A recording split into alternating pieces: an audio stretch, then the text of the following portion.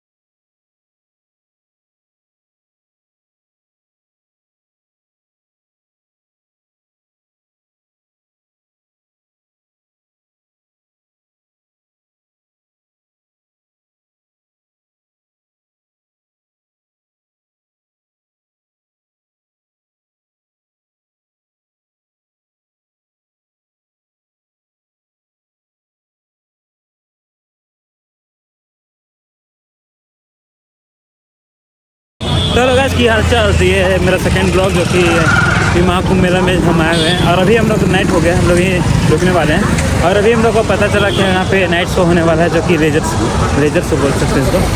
तो वो होने वाला है, वो काली घाट में होने वाला है। पहले बात वहाँ पे जाकर हम लोग देखते हैं और देख सकते हैं आप रात का रौनक। हम लोग ना हम लोग खाते हैं और जो बीत जाता है वो लोग पता है। और यहाँ पे हम लोग कैलाश खेर आने वाला है जो सिंगर लास्ट में क्या बोलते हैं इसको, यहाँ कीर्तन भजन के लिए, तो वो देखना है हम लोग को, वो देखेंगे। और बहुत सारा इधर कैंप लगा हुआ फ्री कैंप, तो हम लोग को वो भी ढूंढना होगा क्योंकि रात तो हम लोग को बिताना है, पर फ़ोन चार्ज की नहीं हम लोग को देखना होगा क्योंकि मेरा फ़ोन चार्ज नहीं है। मेरे पास अभी 21% है और दिन भर तो पूरा ख़त्म हो चुका है। सो गाइस हम यहाँ पे 7 बजे नाइट शो होता है जो कि क्या बोलते हैं लेजर शो, और वो हो चुका है। अभी यहाँ से दिख रहा होगा इधर ये जो ब्लू कलर का दिख रहा है वो, और एक रेड कलर का दिख रहा है शो। और हम लोग लेट हो चुके हैं, तभी हम लोग जल्दी आना होगा क्योंकि ये 45 मिनट का ही शो होता है, हम लोग ज़्यादा देर नहीं देख पाएंगे। और अभी 7:15 हो चुका है और रेडी। और मेरा हालत अभी देख सकते हैं इस तरह से कर लिया क्योंकि हम पूरा बैग में सामान था, पूरा वजन था, इसलिए हम ये पूरा बैग को जितना बैग का सामान था उसको सोने वाला जो यहाँ पे कर लिया है ताकि मतलब चलने में आसानी हो रहा है। और इसका देख सकते हैं हम लोग ना यहाँ पे पता नहीं, हम लोग जो घूमने आ गए ऐसे ही बिना सर्च किए, बाद में पता चल रहा है कि ये होता है यहाँ पे, तो इसीलिए लेट हो जा रहा है, कुछ मिस कर दे रहे हैं। उसके लिए कोई नहीं, अगली बार कोई आएगा तो उसके लिए अच्छा रहेगा। अभी सारा बताएंगे, वीडियो में बने रहिए आप लोग भी। देख सकते हैं गाइस लेजर लाइट देखने के लिए इतना भीड़। अरे भाई कूदो नीचे, कूदो, कहाँ जा रहे हो? अरे यार तो गाड़ी कैसा देखो भैया, बहुत भीड़ है।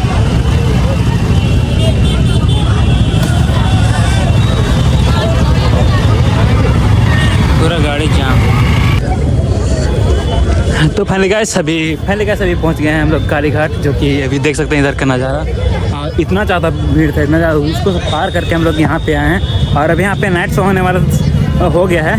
एक होता है 7 बजे से 7:45 तक होता है और उसका फिर अभी होगा 8:35 या 15 में होगा, 8:15 में होगा। तो देखते हैं क्या होता है भाई।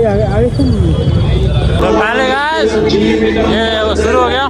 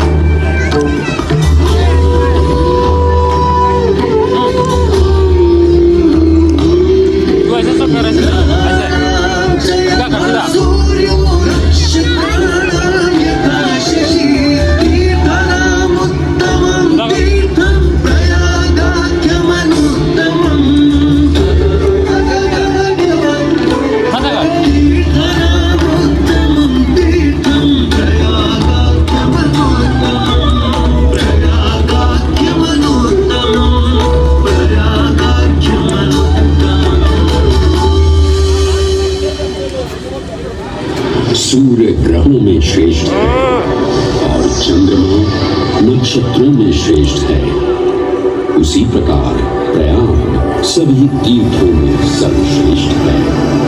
पद्म पुराण में वर्णित ये श्लोक जिस तरह प्रयाग की विशेषता को दर्शाता है, उसी तरह इस पावन क्षेत्र का गुणगान करने वाली अनेक पौराणिक कथाएं, किंवदंतियां एवं कहानियां आज भी जनमानस में प्रचलित हैं। ऐसी ही एक पौराणिक कथा है जो भगवान ब्रह्मा को प्रयाग से जोड़ती है। मान्यताओं के अनुसार भगवान ब्रह्मा को यज्ञ करने हेतु एक दिव्य स्थान की आवश्यकता थी, जिसके चयन को लेकर वे बड़ी ही दुविधा में थे। अपनी दुविधा के निवारण हेतु भगवान ब्रह्मा नागों के देवता महाराज शेषनाग के यहाँ पहुंचे और उनसे कहा, हे आदिशेष, मैं यज्ञ करने हेतु इस सृष्टि में एक ऐसा स्थान ढूंढ रहा हूं जो दिव्यता और पवित्रता की दृष्टि से सर्वोत्तम हो। क्या आप मुझे ऐसा कोई उपयुक्त स्थान बता सकते हैं जो सभी तीर्थों में सर्वश्रेष्ठ हो? जगत रचयिता को मेरा प्रणाम। भगवान, मैं धन्य हूं कि आपने मुझे इस योग्य समझा। क्यों ना आप स्वयं ही सभी पवित्र स्थानों का मूल्यांकन करें। ऐसा कीजिए, आप तुला के एक पलड़े पर सप्तपुरियों को रखिए और दूसरे पलड़े पर भगवान विष्णु के स्थायी निवास प्रयाग को रखिए, जिसका भार सबसे अधिक आए। मेरे विचार में वही सर्वश्रेष्ठ तीर्थ होगा। इस मूल्यांकन के परिणाम स्वरूप प्रयाग का पलड़ा ही भारी रहा। इस तरह प्रयाग की प्रधानता सिद्ध हुई और तभी से इसे तीर्थों का राजा कहा जाने लगा। आज भी ऐसी मान्यता है कि भगवान ब्रह्मा ने गंगा नदी के पश्चिमी तट पर 10 अश्वमेध यज्ञ संपन्न किए थे। आज उस स्थान को हम दशाश्वमेध घाट के नाम से जानते हैं। भगवान ब्रह्मा के अलावा इंद्रदेव, वरुण देव एवं सोमदेव ने भी प्रयाग क्षेत्र में ही भगवान विष्णु की आराधना करने हेतु यज्ञ किए थे, जिससे उन्हें भी श्री हरि का आशीर्वाद प्राप्त हुआ। प्रयाग शब्द में प्र का अर्थ है प्रकृष्ट और याग का अर्थ होता है यज्ञ। इसीलिए इन दो शब्दों से बना प्रयाग सबसे पवित्र स्थान माना जाता है। प्रयाग ही संसार में एकमात्र ऐसा पावन क्षेत्र है जहाँ 3 पवित्र नदियों का संगम होता है। इस संगम का भी एक अनूठा महत्व है।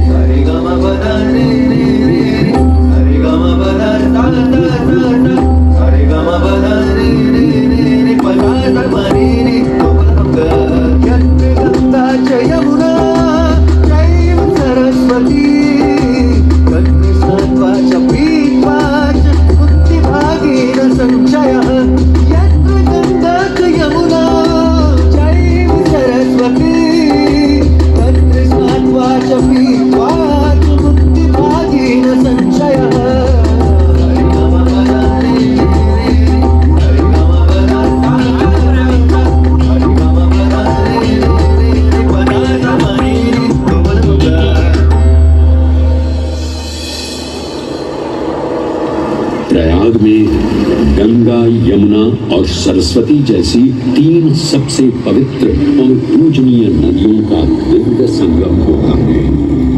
इन नदियों के संगम में स्नान करने एवं संगम का जल ग्रहण करने से मनुष्य मुक्ति का अधिकारी बन जाता है और इसमें किंचित भी संदेह नहीं है।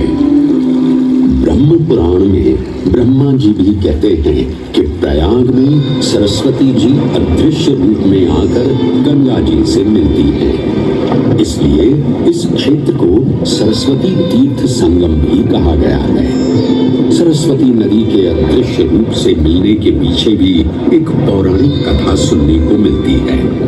ऐसा माना जाता है कि बद्रीनाथ क्षेत्र की गुफाओं में जब वेद व्यास जी भगवान गणेश को महाभारत की कथा सुना रहे थे, तब उस क्षण सरस्वती जी हिम शिखरों से टकराते हुए अपना मार्ग बनाती हुई बड़ी ही तीव्र गति से बह रही थी। सरस्वती नदी के इस तेज बहाव से उत्पन्न होने वाली तेज ध्वनि वेद व्यास जी का ध्यान भंग कर रही थी। इसलिए महर्षि वेद व्यास जी ने सरस्वती जी से वेग और ध्वनि को कम करने का आग्रह किया, परंतु उनके अनुरोध उपरांत भी जब सरस्वती नदी के वेग एवं ध्वनि में कोई कमी नहीं हुई, तो उन्होंने क्रोधित होकर सरस्वती जी को श्राप दे दिया और कहा कि वे अब धरती के भीतर यानी कि पाताल लोक में प्रवाहित होंगी। तब से ये माना जाता है कि हिम शिखरों से उद्गमित हुई सरस्वती नदी उत्तराखंड के माना गांव से आपूर्ण करती है। ये प्रयाग नगरी पवित्रता का उद्गम है, जिसके अंश हमें वेदों एवं पुराणों में भी मिलते हैं, जिनमें वर्णित है सुरों असुरों द्वारा हुआ समुद्र मंथन। अमृत प्राप्ति के लिए सुरों और असुरों ने एकजुट होकर क्षीर सागर का मंथन किया, जिसके संदर्भ में पुराणों में विभिन्न कथाएं देखने को मिलती हैं। उन्हीं कथाओं में एक कथा महर्षि दुर्वासा और इंद्रदेव से संबंधित है। इस कथा के अनुसार ऋषि दुर्वासा ने इंद्रदेव से प्रसन्न हो उन्हें पारिजात पुष्पों की एक दिव्य माला भेंट की, जिसे इंद्रदेव ने साधारण पुष्पों की माला समझ स्वयं धारण न कर उसे अपने वाहक गजराज ऐरावत के मस्तक पर रख दिया। पल भर में गजराज ने वो माला धरा पर गिरा उसे अपने पैरों तले रौंद दिया। ऋषि दुर्वासा से ये अपमान सहन न हुआ और उसी क्षण क्रोधित हो उन्होंने इंद्रदेव को श्राप दे दिया। हे अहंकारी इंद्र, तेरा इतना दुस्साहस कि तूने मेरा अपमान किया। जिस वैभव एवं शौर्य पर तू इतरा रहा है, क्षण भर में ही तेरा ये वैभव, प्रतिष्ठा, शक्तियां सब नष्ट हो जाएंगी। मैं अत्रिपुत्र दुर्वासा समस्त देवगणों को श्रीहीन होने का श्राप देता हूं।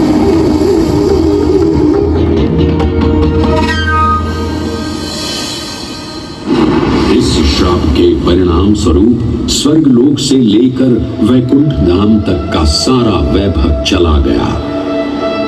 जहां स्वर्गलोक में सभी देवता अपना वैभव एवं शक्तियां खो चुके थे, वहीं वैकुंठ धाम में मां लक्ष्मी भी क्षीर सागर की गहराइयों में चली गई। उनके जाते ही सृष्टि का संतुलन बिगड़ने लगा एवं असुर राजा बलि ने तीनों लोक अपने अधीन कर लिए।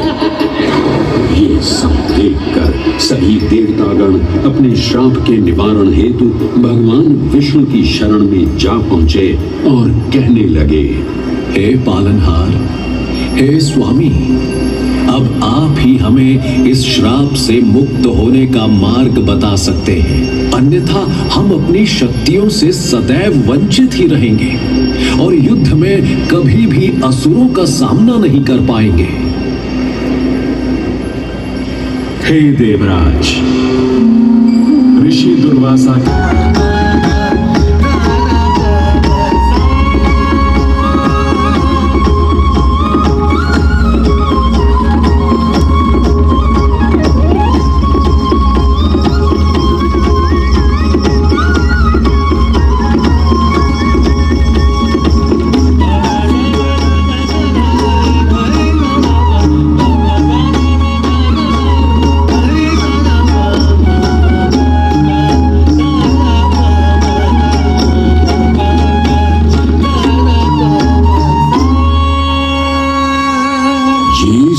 अप्सरा कौन है? ये कहां से आई है? इसने तो मेरा मन ही मोह लिया। इसे तो मैं ही लेकर रहूंगा। इस सुंदर अप्सरा ने तो हम सबको सम्मोहित कर लिया है। हे सुंदरी, तुम कौन हो और यहाँ क्यों आई हो? हे असुरराज, मैं मोहिनी हूँ और आप ये समझ लीजिए कि मैं आप ही की सहायता हेतु यहाँ पर आई हूँ। हमारी सहायता हेतु? परंतु वो कैसे सुंदरी? मैं आपको ये ज्ञात कराने आई हूँ कि अमृत की असली शक्ति और गुण तो कलश के तल में विद्यमान है, जबकि ऊपर तो केवल जल मात्र है, जिसके ग्रहण करने से ज्यादा कोई लाभ न होगा। आप सभी इस अमृत को देवताओं के साथ बांट लीजिए। आखिर आप सभी ऋषि कश्यप के ही तो पुत्र हैं। देवताओं के साथ अमृत बांटने से एक तो आपका वैभव बढ़ेगा और दूसरा जो अमृत का फलदायक भाग है उसे आप ही ग्रहण कर सकेंगे। हे मनमोहिनी, तुम सत्य ही कह रही हो। परंतु अगर हमने ये अमृत कलश देवताओं को दे दिया तो क्या पता वे सारा अमृत स्वयं ही ग्रहण कर लें और हम सभी असुर इससे वंचित ही रह जाएं।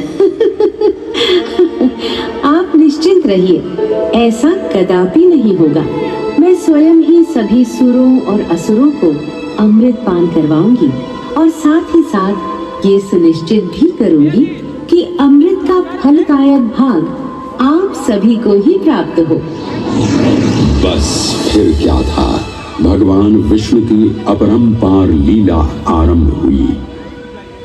जहां एक ओर सभी देवतागण विराजे तो वहीं दूसरी ओर सभी असुर। मोहिनी रूप धारण भगवान विष्णु एक एक कर सभी देवताओं को अमृत पान करवाने लगे, जिससे वे पुनः अपनी शक्तियां प्राप्त कर सकें। परंतु स्वरभानु नाम का असुर जल्द ही भगवान विष्णु की ये चालाकी भांप गया और चुपचाप देवता वेश धारण कर उन्हीं के बीच में जाकर विराजमान हो गया। तब जैसे ही मोहिनी स्वरभानु को अमृतपान कराने हेतु अग्रसर हुई, ठीक उसी क्षण सूर्य एवं चंद्रमा स्वरभानु का असली रूप पहचान गए।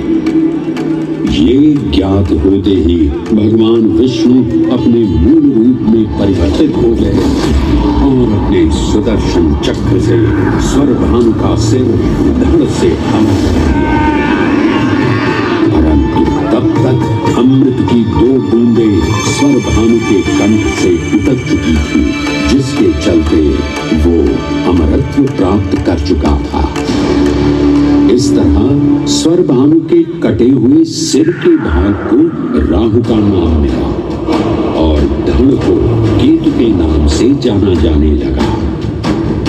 माना जाता है कि प्रतिशोध की ज्वाला में ज्वलित राहु एवं केतु सूर्य एवं चंद्रमा पर ग्रहण लगाते हैं। इस प्रकार सूर्य और चंद्र पर ग्रहण लगना राहु और केतु का प्रतिशोध माना जाता है।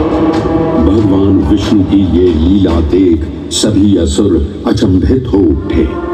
इससे पहले कि वे कोई प्रतिक्रिया दे पाते, भगवान विष्णु के वाहन पक्षीराज वरुण ने शीघ्रता से अमृत कलश को उठा लिया और अपने साथ लेकर स्वर्गलोक की ओर उड़ चले। कहते हैं पक्षीराज की इस यात्रा के दौरान पृथ्वी पर 4 जगह अमृत की कुछ बूंदें छलक कर गिर पड़ी थी और इन बूंदों से उन नगरों की नदियों के पानी में अमृत जैसे गुण आ गए थे। वे 4 स्थान हरिद्वार, प्रयाग, उज्जैन एवं नासिक है और यही कारण है कि इन 4 नगरों में कुंभ का पर्व मनाया जाता है।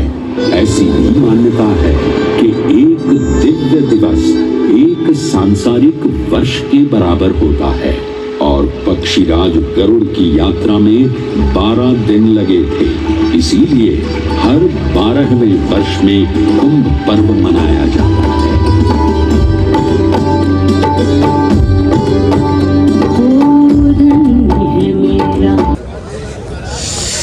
तो फाइनली गाइस अभी हम लोग यहाँ पे जो लेजर शो होता है, नाइट शो, वो हम लोग देख चुके हैं। हम लोग फर्स्ट वाला देखने के लिए खोज रहे थे लेकिन मिस कर दिए। अभी सेकेंड वाला देखे हैं जो कि यहाँ पे बहुत शानदार दिख रहा था। और ये जस्ट देख सकते हैं ब्रिज, पता नहीं क्या नाम है। और ये यमुना घाटी, उसका ये काली घाटी नाम है, इसका काली घाटी नाम है, यमुना तट है। नाम भूल जाते हैं यार नया नया जगह में। अभी चलते हैं, इसको बैग पैक करते हैं, इसको बस सीधे चलते हैं सोने के लिए कहीं देखेंगे। और उसके बाद हम लोग का भी पता है कुछ प्लान नहीं, हम लोग क्या करना है क्या नहीं क्या। बस जहाँ जा रहे हैं वहीं टाइम बिता रहे हैं, कैसे बीत रहा है वो भी पता नहीं चलता। अभी सामान भी उठाते चलते हैं।